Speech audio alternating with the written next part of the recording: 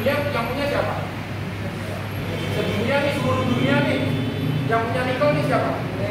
Cuma Indonesia. Kalau Indonesia bilang enggak, nikelnya nggak dikasih keluar negeri, pada bisa punya mobil listrik nggak? Nggak bisa. Nah, kedua apa nih? Negara-negara Eropa yang katanya negara-negara maju, itu industrinya digerakkan pakai apa? Salah satunya pakai batu bara, bapak-bapak. Pakai batu bara. Nah, batu baranya dari mana? Dari Indonesia.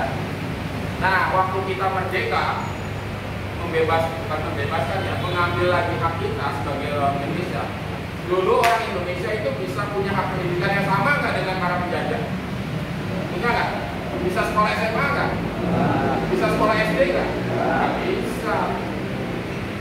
Sekolah SD nggak bisa. Sekolah apalagi sekolah SMP, apalagi kuliah nggak bisa. Punya hak politik nggak? Coblos pemilu. Orang Indonesia punya nggak? Nggak bisa. Teman-teman ini yang kulit-kulitnya coklat kayak gini tuh dianggapnya itu bangsa nomor 2. Jadi di tanah kita sendiri, di mana kita dilahirkan, di mana kita pewarisnya, kita nggak punya apa-apa. Jadi kenapa? Karena kita dijajah. Nah, tahun 45 merdeka kan? 17 Agustus merdeka.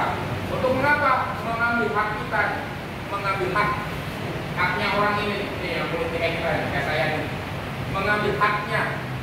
Agar apa? Ini kita ini semua bisa sekolah,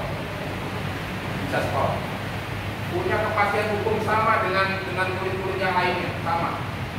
Secara hukum, jika di hukum kita tuh ketika kita merdeka, maka semua punya hak yang sama dalam masalah hukum.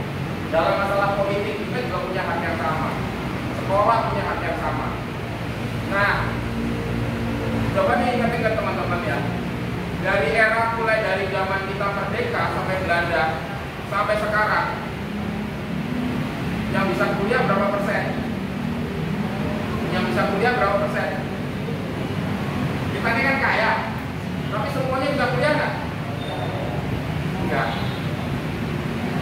Kenapa? Banyak korupsi, ya kan?